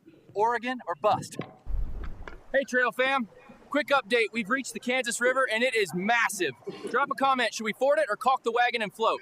Minor setback. We lost 2 oxen and all our spare wagon wheels. Also, my mother-in-law didn't make it. Hey guys, sorry for the lack of content lately. Been dealing with some pretty severe dysentery, but he wanted me to keep the channel going. Today we're showing you how to treat a snake bite. All you need is a hatchet, a belt, and the courage to scream for 3 straight hours. Let's get into it. Quick life update. Ezekiel has cholera. Doctors are saying it's pretty bad, but we're manifesting positive energy. Anyway, we've made it to Fort Laramie. The vibes here are immaculate. Also, we've decided to leave Ezekiel behind because he was like really... What's up, Trail Nation? Today we're doing the hunting challenge. I can only carry 100 pounds back to the wagon, but watch me shoot 10,000 pounds of buffalo meat. Martha, hold the camera. What's up, Trail Army? Martha here with a major life update. The entire wagon train has dysentery, and we're basically living in our own filth. Hey Trail fam, little update. We are definitely off trail. Haven't eaten in 4 days, but the snow tastes like hope. So the whole family has typhoid, and Jared broke his leg, but never mind. Jared just died. Final update, we made it to Oregon. Actually, it's just me. The fam didn't survive for the finale. Like and subscribe for more survival tips. Thank you.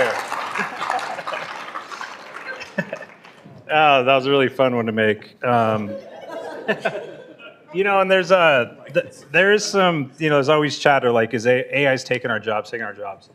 Like, I came up with that idea, and it goes back to that drawer thing. Like, I wrote the whole thing, and I would have never done it. There's no way. Like, I would have, like, to put that set together, to put the actors, to, like, it would have been $1 million to do that in 90 seconds, whatever it was.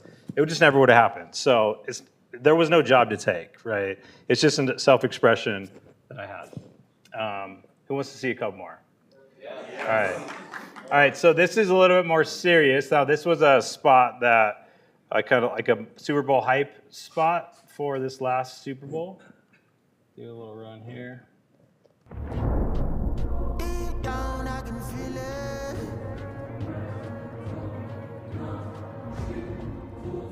Chose to believe it. Tell him a legend is born.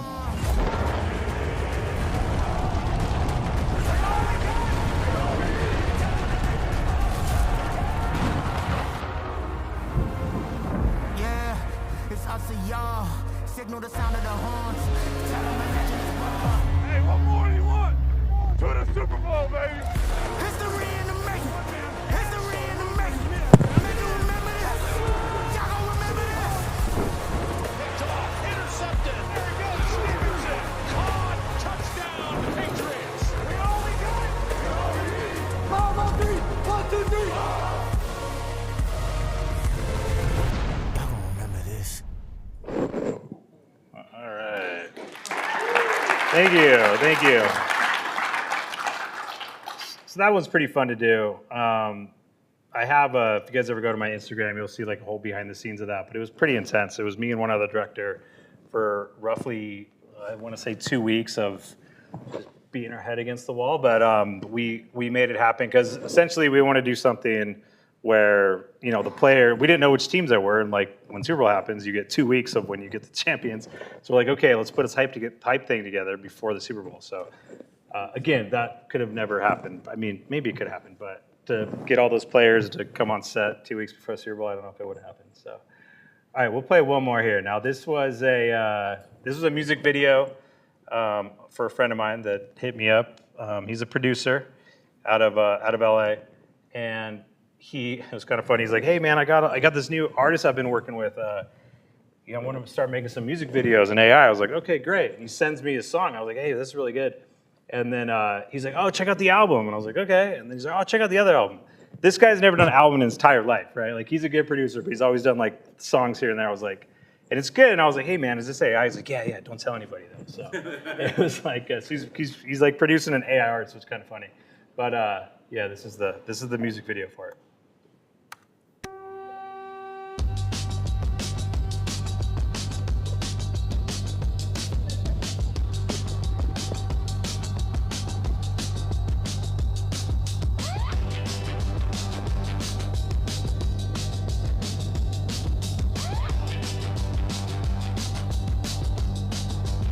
They try to dim my fire, said I'd burn out too soon, but I glow in the silence. I'm the sun, I'm the moon.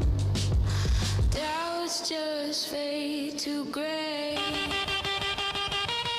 Shadows light my way. I shine anyway, I shine anyway. No one can take this light away. I shine anyway, I shine anyway.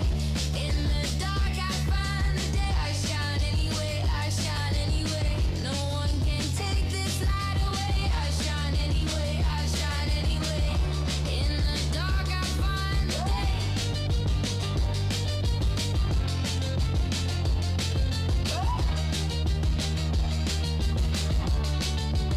They wrote my name in ashes. Thought the story was done, but I rise through the ruins and I shine like the sun.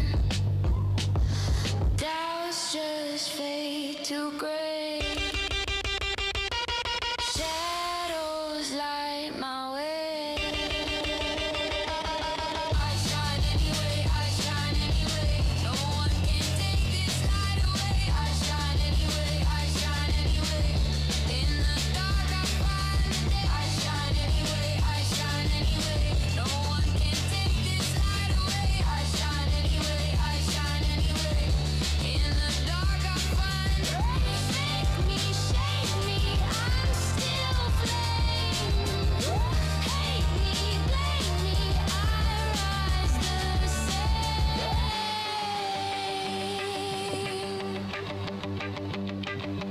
I shine anyway, I shine anyway. No one can take this light away. I shine anyway, I shine anyway.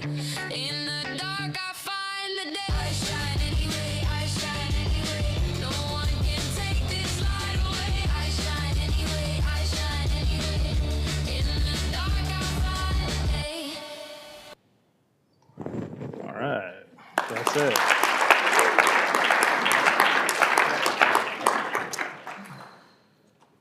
So that one was pretty fun. Oh, come on. So that just leads me to this. We started a campfire, a voice, a listener, and a fire. The gap between the idea and the audience, it was nothing. Then we built an incredible industry around visual storytelling, plays, radios, film, modern production, and in doing so, we built a wall between the idea and the audience. We filled it with development deals, financial rounds, production schedules, and execution, and executives who decided what stories are worthy. AI is tearing these walls down. It takes us back to the campfire, idea to story, and it's doing it fast. The fundamentals haven't changed. It was always about the story. The future is human-led, even the tools are synthetic. Your taste, your vision, your craft. That's what makes the difference between AI slop and AI cinema. What excites me is the more ideas that can finally leave the drawer and come into the world.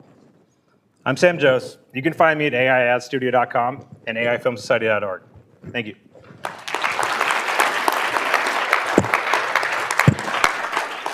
Raise your hand if you have a question.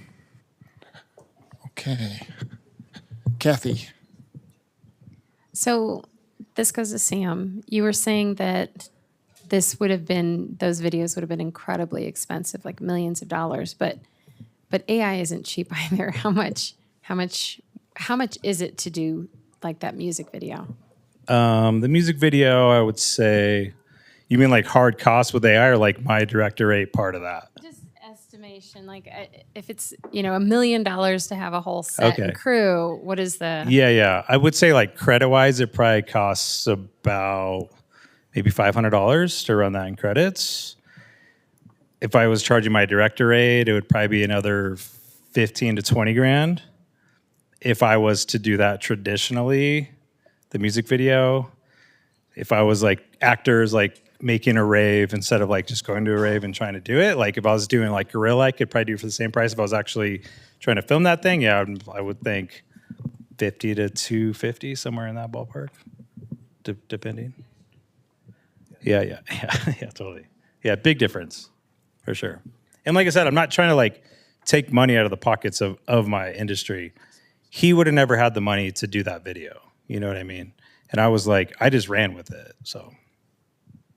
Okay, next question is from Chris here over at the side.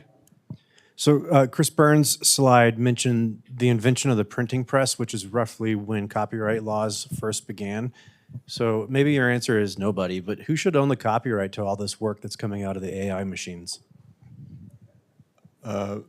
Ideally, the author would own the copyright, right? So I think that should be the objective.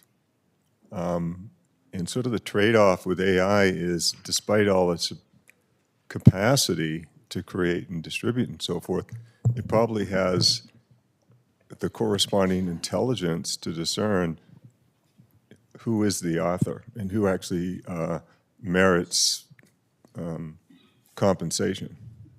So all of these technologies tend to have, trade-offs with respect to sort of some form of loss, but also some form of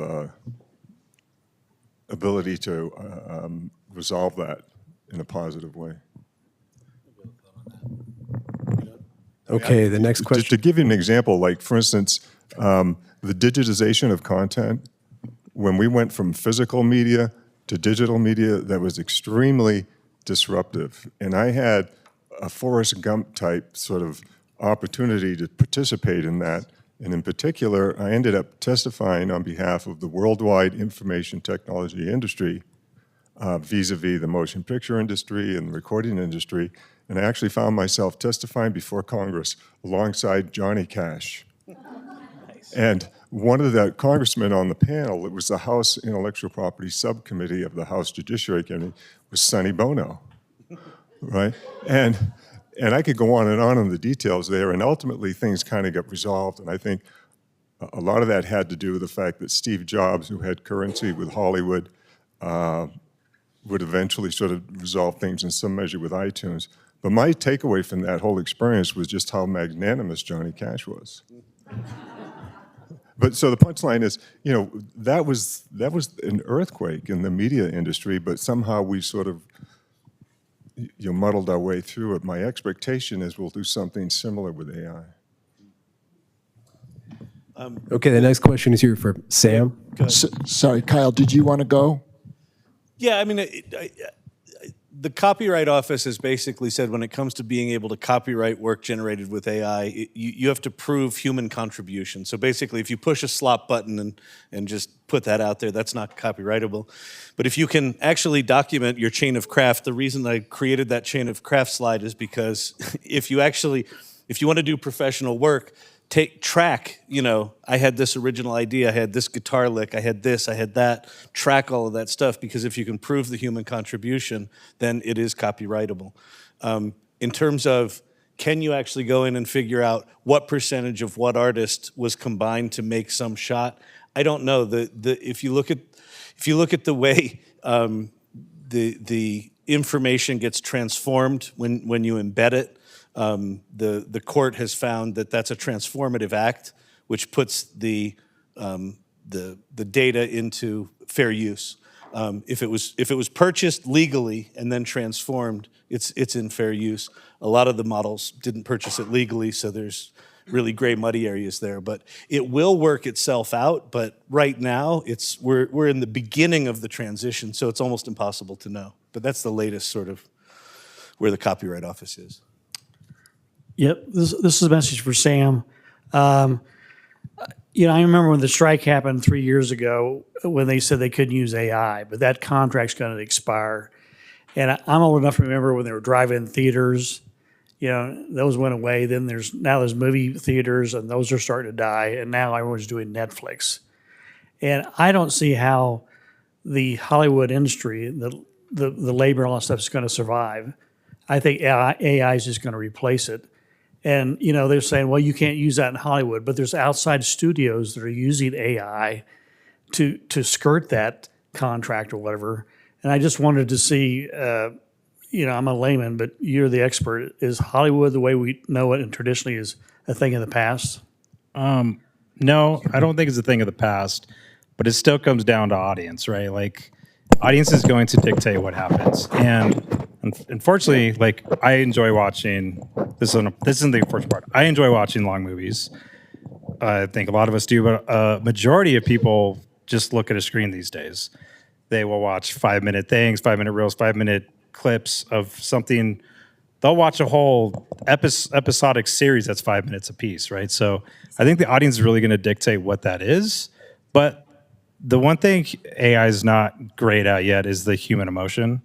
And I mean, actors still have their place. Like, you watch a banger like actor performance, it'll just bring you to your knees sometimes when you watch it. They engulf you, right? So AI is not good at that. But I mean, it can make convincing stories for sure.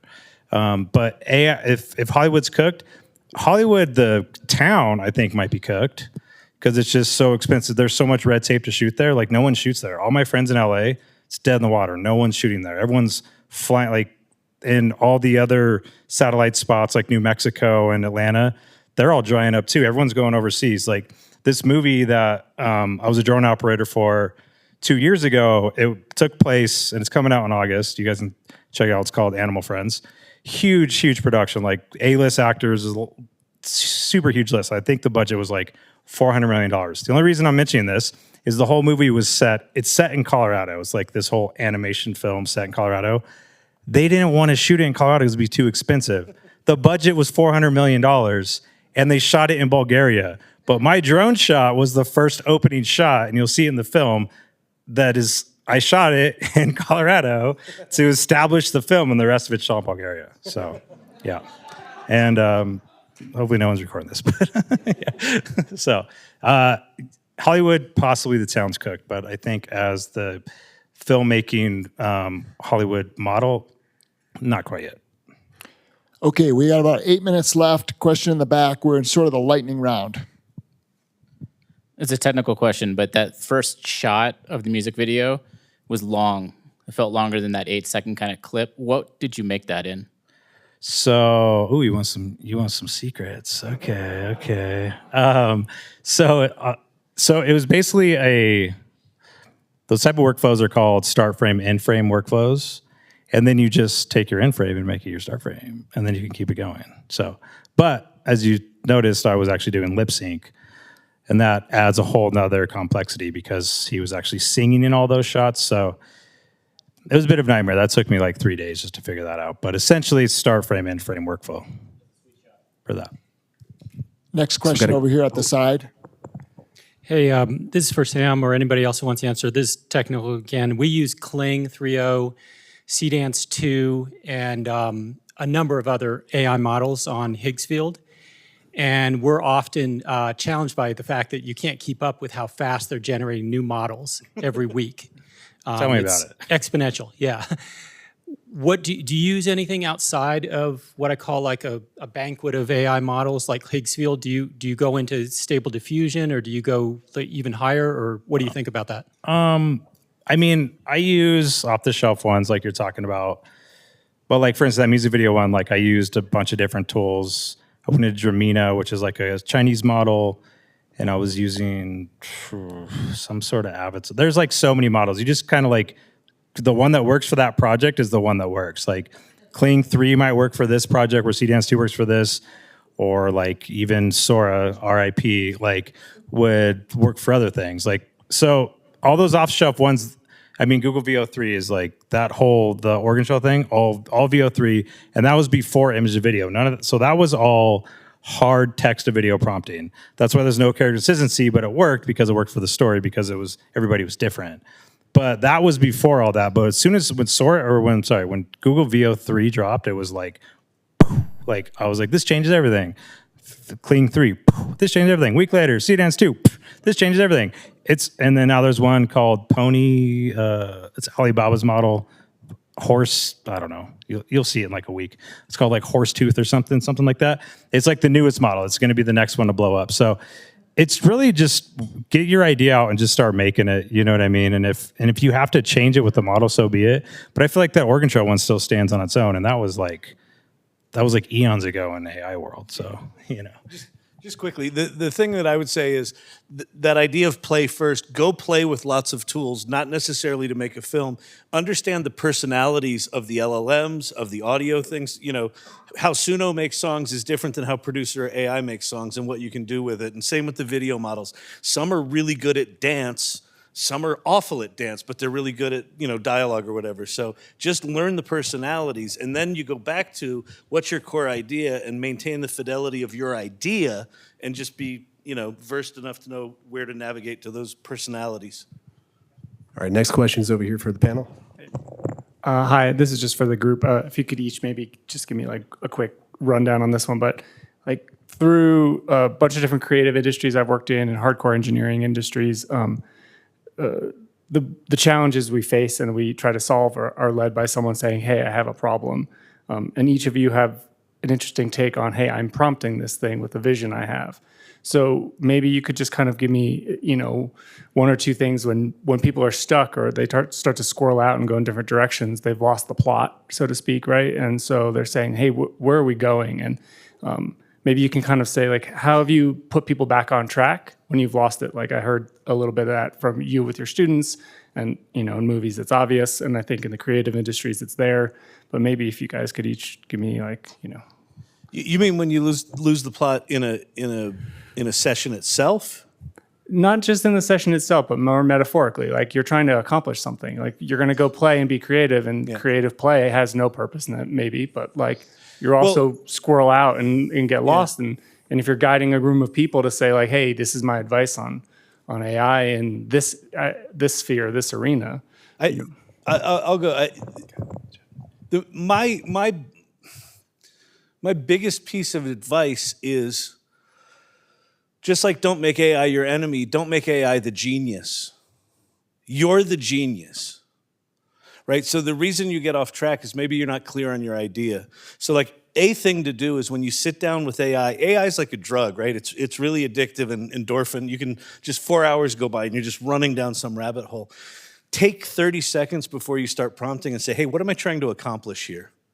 Like, is this tied to some bigger idea that I have? So you be clear on what your idea is, and then it's easier to navigate, oh, this tool's not quite doing it. Rather than me running down just endless rabbit holes there, maybe I switch to another tool, so. And in the filmmaking sense, it's still traditional in the sense where I get my storyboards, I get my script, I get my shot list. And I literally go down the list and get all my shots and like build the story just how I would if I was actually shooting it practically. So, and that's character consistency, location consistency, and now the tools are so good, you can actually do that. You can have character consistency through all your images, and you can animate those images essentially through an image to video workflow. So that's the biggest thing. Like, you still need your map, which always my map's always my shot list. Some of their storyboard, others are their script.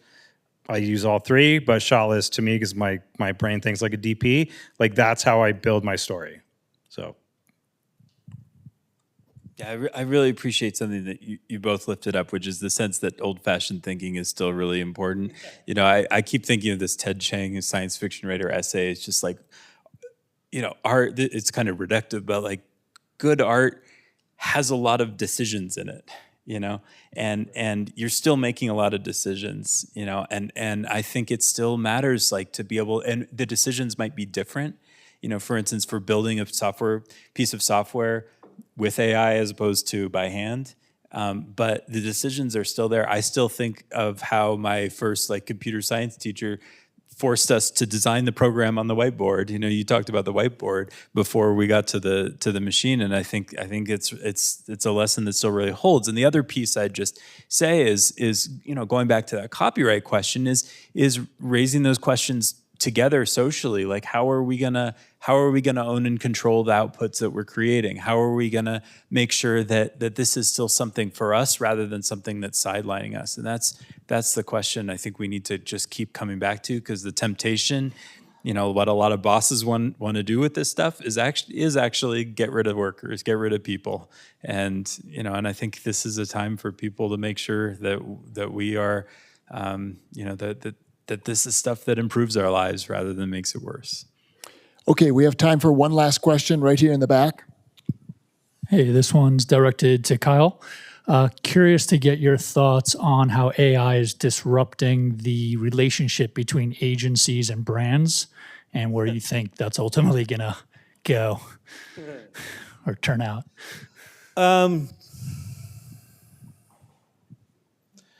I mean, I think there's some bigger macro things happening. Film and TV distribution is an absolute disaster. I mean, does anyone else here like struggle to find a show that, like, what channel is it on? What like it's impossible to find anything, right? So distribution's absolutely borked. And one of the things that you're seeing is brands starting their own production company. So I think you're going to start to see brands creating content. So I think what happens is the creation of content splinters even more dramatically, and likely gets to the point that you'll be able to do high production value things for an audience of one potentially, right? So I think it gets very, very fragmented. I think agencies are in trouble if they try to maintain their business model. An agency's business model is basically having a bunch of editors sitting in edit bays and charging $400 an hour for them, which doesn't make sense when you can produce things this quickly. So I think the agency world is ripe for disruption from smaller, more nimble agencies coming in and delivering outputs that don't even make sense for it shouldn't be possible that they can do that. And that's going to start happening.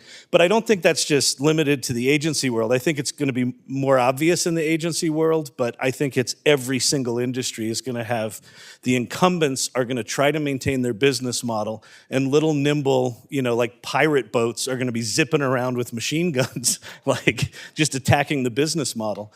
So get your popcorn. And I'll say something about that too. So I didn't really talk about my businesses, but I have one called AI Ad Studio. And it started as a school to teach people in my industry how to use AI tools. Then it turned into like an agency, quote unquote, for brands that wanted us to make stuff. But then it turned into a consulting firm as well, because there was agencies that are like, hey, we need to learn this stuff.